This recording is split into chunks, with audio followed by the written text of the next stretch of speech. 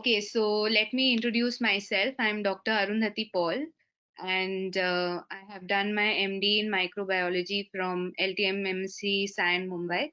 So I'm going to briefly introduce you to the subject. So, as you all know, what microbe and microbial importance is in today's world. So we are surrounded by microbes, they are within us, they are outside us. They can be a commensal, which is useful for us, or else they can be a pathogen. So in today's world, which is we are dealing with the world's pandemic, which is SARS-CoV-2, so which is COVID-19. So if you see the importance of microbiology in the MBBS curriculum, it is a very vast subject, but it is very, very important, not only from the point of view of your exams, but in the clinical aspect as well. So it is going hand in hand with the diagnosis. So it is something which we have to diagnose, something which you can't see with the naked eye. So there are various mechanisms by which you can diagnose the disease. So let us take the examples of the recent pandemic that we are dealing with is SARS-CoV-2, which is COVID-19. So the diagnosis aspect of it is so important in today's world. So if you see the MBBS curriculum, it has been upgraded and it has been integrated into a clinical based scenario where you don't have to rote learn the microorganisms per se. That is, you don't have to rote learn the bacteria, the viruses, the parasites, the fungi. You have to understand how it is impacting the patients and how you can help the patients out in diagnosis. Correct. So the importance lies in integrating microbiology with medicine, integrating the lab medicine with the diagnosis aspect. Okay, so uh, why do we need to introduce this methodology, this study method? Is that so that you can easily help the patient care? Okay, so if you see the ongoing pandemic is there, so the burden of infectious disease which is there is very high, not only in the tropical countries but also in majority of the countries we have a vast majority of the communicable diseases. So there lies the importance in the diagnosis. Now let me take you to the world of the life of a PG or a postgraduate resident in, say, let us say, microbiology. So, what you do in this residency period is that you aid the clinician in the diagnosis. Okay, so it is not only a laboratory work that is being done. So, the subject is divided into the parasitology, the mycology, the bacteriology. There are various aspects to it which are there. So we get the patient samples. Okay, so the clinician is, say, suspecting a particular disease. That is the, let us say, he's suspecting a fungal infection or a viral meningitis. So, what is the sample that can be sent, right? So, these are the samples that we get um, from the various aspects, the various systems which are being involved. That is the CNS, starting from the central nervous system to the respiratory system to the urinary tract system. So, the various systems are there. So, we are working as a team with the clinical team to aid in the diagnosis. So let us take the respiratory system. Okay, so there are communicable diseases like TB, tuberculosis. Okay, so how do you help the clinician in the rapid diagnosis of TB? So here comes the importance of microbiology. You are not only helping in diagnosis, you're also helping in prevention of the disease. Okay, and also giving the correct treatment. Okay, by giving a correct antimicrobial susceptibility. So let us say a patient has come with a urinary tract infection with complaints of burning micturations, let us say, and there is fever with chills. So you are supposed to diagnose the disease. So most common sample that is sent by the clinician is your urine for culture and sensitivity, right? So what will you do? You will examine for the various microorganisms. So that could be either a virus, that could be a bacteria, that could be a fungus. So what is the aim of the diagnosis? You give the correct treatment to the patient. Okay. So besides this, microbiologist is not only involved in the lab work, we are also involved in something called as the hospital infection control. So the every hospital has an infection control unit. So where we are monitoring the rate of the infection, the antibiotics which are being used, how what is the morbidity, what is the mortality due to these infections. Okay. So the prompt diagnosis, the correct treatment is the need of the hour. Now, let us come to your exam curriculum, which is very, very important. Uh, as far as MBBS curriculum is concerned, microbiology is very, very important in your second professional examinations. You have to clear your theory exams, you have to clear your practical exams. So, since it is a very dry and a very vast subject, sometimes it gets difficult for the students to understand it. So, I would, in my approach that I would be taking for the classes, is that we would be going through a very uh, clinical scenario based, story based approach, where we would try to analyze a patient scenario, and then along with that we could find out the options for treatment, right?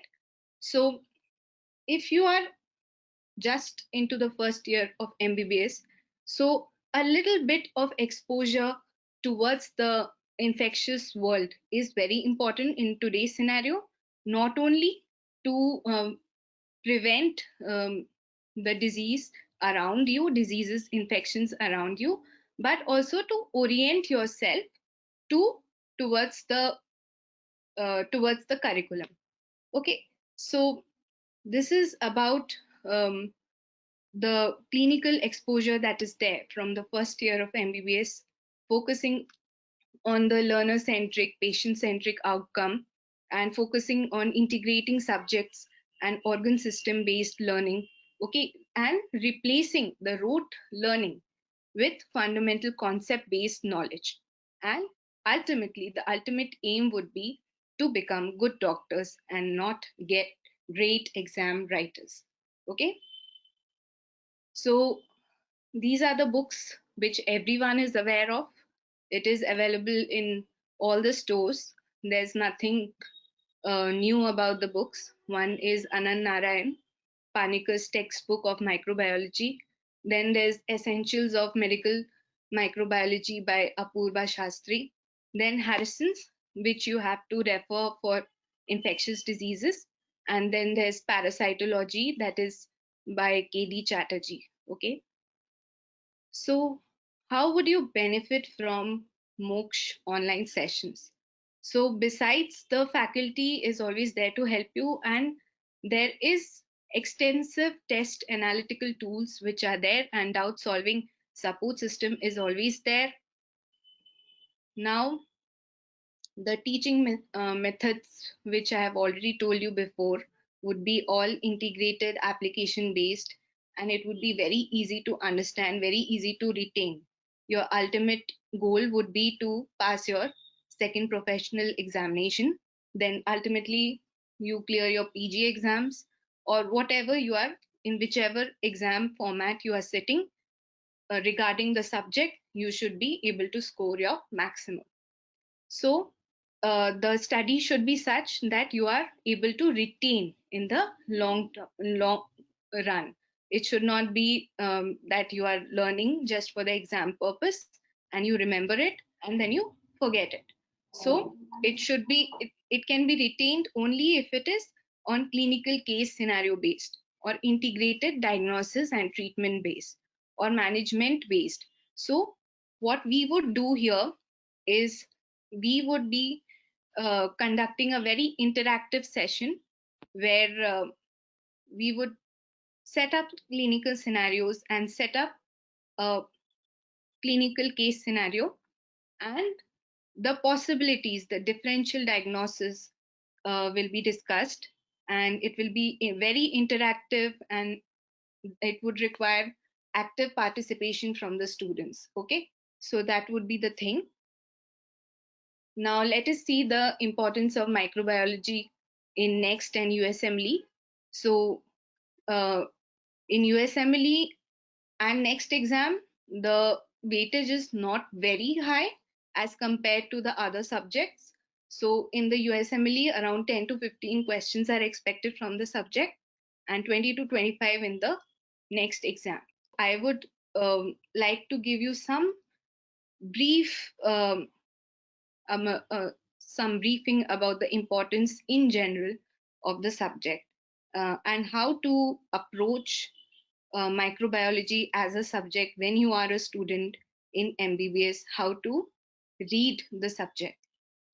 Okay, so microbiology is basically divided into bacteriology, virology, parasitology, mycology, and there are other systems like hospital infection control, etc. Okay, so when we are studying the bacteria, the different bacteria, that is bacteriology, correct? So in bacteriology, what we do is we read the morphology, the how a particular organism is.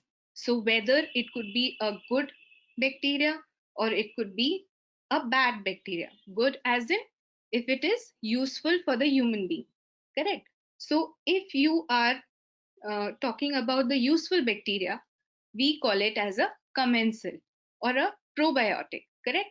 So if you are talking about a bacteria which is not useful to the body, which is harmful to the body, so that becomes a pathogen. So this is something which you can't see with the naked eye. So how would you see it?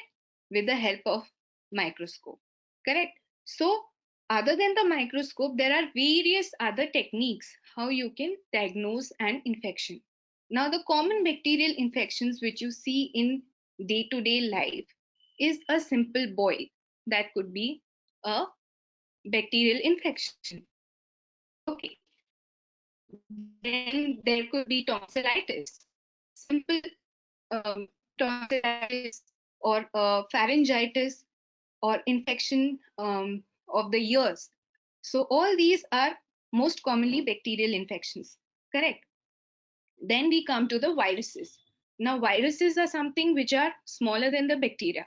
Okay, so since the size is much lesser as compared to the size of the bacteria, so what will happen is it becomes very difficult to diagnose it. So you can't see it via a normal light microscope. So what you do is you either do a molecular diagnosis or electron microscope. So in case of COVID-19, what we are doing is we are doing a RT-PCR. Okay, so which is a molecular method for diagnosis of the virus. Now coming to the fungal infections. Now fungal infection is something which happens in people who have a very low immune condition. So low immune condition means somebody's immunity has been suppressed either externally with the help of drugs, like if somebody is given a steroid, okay, or a immune suppressant. So what happens is their immunity gets lowered. So some opportunistic, what is opportunistic? Some infection which takes the opportunity to arise. So the opportunistic infections, then they take control of the situation, and that is where the fungal infections make a very important difference. Okay, so in the opportunistic infections, we see the patients who are suffering from human immunodeficiency virus, which is the HIV. Okay, so HIV infections, the maximum burden is of the fungal infections. Okay, so that would be the reason why the HIV infected patients are dying suddenly. So, what do we do to help these patients? Correct. So, how do we help these patients? Is you are taking the various samples from various sites of the patients. Okay, suppose you are suspecting a blood infection. So, the sample that you would be taking is blood. If you are suspecting a urinary tract infection, the sample that you would be taking is urine. Or if you are suspecting a brain infection, okay, so that the sample you'll be taking is CSF. Or a respiratory infection, maybe a patient is having high grade of fever and chronic cough, or maybe he's having breathlessness, so maybe you'll take a sputum. Then you subject all of these samples, okay, to various tests. Either you see them directly under the microscope, or since you want to see the bacteria to make them visible under the naked eye, you have to grow them, culture them. So that is how it is done. Once they are cultured, once they are isolated, they are subjected to the final tests. What is that final test? They are subjected to some susceptibility. So suppose there are 10 different drugs which are available for a urine infection. So all the drugs may not be useful for a particular patient, but that set of drug may be useful for some other patient, other set of patient. So how do we decide which drug is to be given to what patient? So that is where we do a susceptibility test. Understand? So not only you are diagnosing what infection it is, you're also giving the next step, that is the treatment to the patient. If you're giving the correct antibiotic or the correct antifungal or the correct antiviral by diagnosing correctly, that means the patient is going to improve automatically. Correct. So if you do not know that a patient is suffering from COVID-19, how will you do the further treatment? Right. So how will you know the patient is suffering from COVID-19? By doing an RT-PCR test. How will you know that a patient is suffering from HIV? By doing the tests which are required for HIV. So once you diagnose it, you give the appropriate treatment. Suppose a patient is suffering from acute intestinal giardiasis. Let us see. Giardia is a parasitic infection. So how would you help the patient? Once you know that the stool that is there is containing giardia, by identifying the organism and giving the correct treatment, so you are saving the patient. So you are going to, when you study microbiology, you are supposed to read it as if it is a story, just like a story. Okay, so there's a world of the microorganisms which nobody can see, but they are present. They are omnipresent everywhere. So we are dealing with them, and that is how we have to differential diagnose each and every possible uh, microorganism and their outcomes and the signs and the symptoms they cause, and gradually proceed toward a final diagnosis and help the patient. Now, if you go systematically in a MCQ based or a clinical scenario based approach, it would be easier for you to retain rather than taking up big subject matters and trying to rote learn the entire subject. So that would be difficult. Instead, I would suggest you go through it practically. Okay, see the pictures, see the microscopic images, see, um, have an approach of a very uh, pictorial type of approach towards reading the subject. So it would make it less dry and more interesting and easy to retain. Then coming to the aspect of hospital infection control and how you control an infection in and around you. Okay, so what are the measures which you take to prevent an infection? What all precautions you will take so that one infected person does not infect 10 others? So that also is very, very important as a medical student, not only from the subject point of view. Okay, so what are the importance? What are the universal precautions? What are you supposed to do uh, when you are talking to a patient? Or what are the steps of hand hygiene? How will you protect yourself from the patient, from protect yourself from getting infected, and protect other patients from the patient who is infected? So all this is coming under hospital infection control. Then there's a term called as antimicrobial stewardship. So since we are randomly using lot of antibiotics, so what is happening is there are very few antibiotics remaining now with us in the pipeline. Correct? So we have to very judiciously use the antibiotics so that we do not exhaust them completely.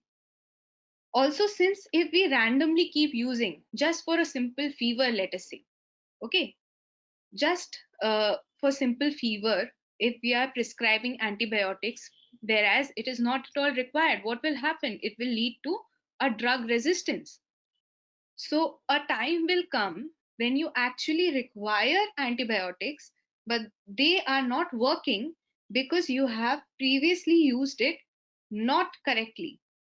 So the judicious use of antimicrobial substances, which is the antibiotics, the antifungals, the antivirals, all this is very, very important because ultimately you need to have some drugs in the pipeline so that you can use it when it is actually required for the patient and not randomly use them. So that comes under antimicrobial stewardship. Okay, so now your journey from MBBS to MD will require consistent effort, hard work, and revision. Revision of the correct material is very, very, very important because it is not that you are reading what you are reading, the content you are reading, how much high yield or low yield that material is, that would be the deciding factor of your result, be it your MBBS result or your NEET result or your MLE result, whatever you are applying for. So the correct material and repetitive revision is what is the need of the hour. Correct? So All right. So Joanna Joseph, ma'am, she's asking, how would you suggest memorizing so many different diseases? How do you memorize them? correct. So it is not about memorizing. Once it is an integrated approach. Once you are in the med school, you will be starting with your clinic. So you will be seeing patients, and once you see the patients, you interact with them. Correct? And once you see their signs, symptoms, examine them, understand what the disease is about, and then you come back and read. So that is how you do any subject in MBBS for that matter. So you not only interact with the patient, along with that you come back home and you read the same topic again and again. So that is how you will be able to retain it. Ma'am, next question is from Omkar. He's asking, is it necessary to study pathology and microbiology parallelly? Well, both of them are a little bit different. Pathology deals with a little of non-infectious origin. It could be your surgical based. It can go towards malignancy, and you are diagnosing. That is also a diagnostic subject. Microbiology is also a diagnostic subject, but since it is a second professional subject, you need to read both of them together only. but the approach towards pathology would be different and microbiology would be different, I would say. Anshuman is asking, is it compulsory to be strong in all the subjects in every year during UG course? See, it is not like you need to understand what are your weak points, and if you are aiming at a good NEET seat, next seat, or USMLE, then it is very, very important to not be weak in any subject per se, because that is where the competition starts. Okay, so if you are weak in a particular subject, we are here to make you strong in that particular subject. By strong, it doesn't mean that you have to start reading from page 1 to page number 1000. You don't have to rote learn everything by heart, but you have to select the high yielding topics which are coming again and again in the exam, and keep on revising them in a very methodical manner. So that would help you to clear any exam. And don't worry about memorizing. Ultimately, when you are in the curriculum, everyone goes through the same process. Everyone will ultimately retain everything. So it's all about seeing your weaker points and analyzing them ultimately. Right. So, Joanna is asking, can you tell us some study tips, which can actually help in MBBS? Correct. I would suggest that all of you all should take your regular classes, your curriculum very seriously. Do not miss any lectures and curriculum, and whatever is being taught every day, you just come back and go through it at least once. Even if you don't memorize it, just go through it at least once, so that the next time you see a similar case around you or a similar scenario around you, it'll be easier to correlate. So be very regular, don't keep everything for the last minute, and you'll do well.